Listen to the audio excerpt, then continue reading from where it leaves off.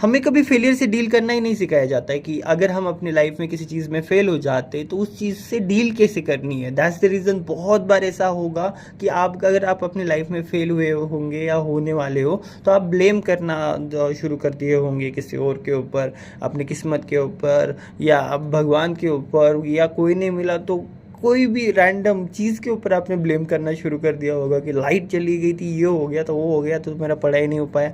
मतलब literally we are doing that because we don't want to get fail और don't want to get that failure का tag.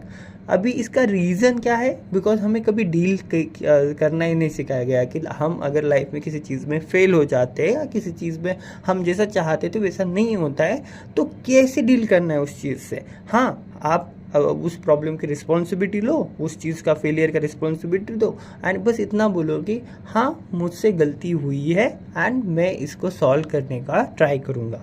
आधी problem आपकी यहीं पे सॉल्व हो जाती है।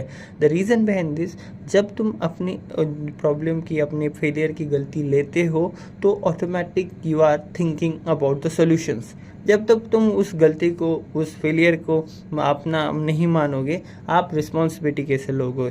सो always make sure if you are getting fail, it's okay, take the responsibility and tell them कि I will solve this and कुछ नहीं होता। टू बी ऑनेस्ट, फेलियर होना इट्स अ नॉर्मल थिंग। हर कोई लाइफ में फेल हुआ है। मैं 50-55 बार पता नहीं कितनी बार फेल हो गया हूँ। हर मुझे लगता है चीज़ को मैंने स्टार्ट करने से पहले एक फेलियर का सामना किया है या मल्टीपल फेलियर का सामना किया है। So it's a normal thing when you are out from your comfort zone. तुमसे गलतियाँ होगी because that thing is new to you, right?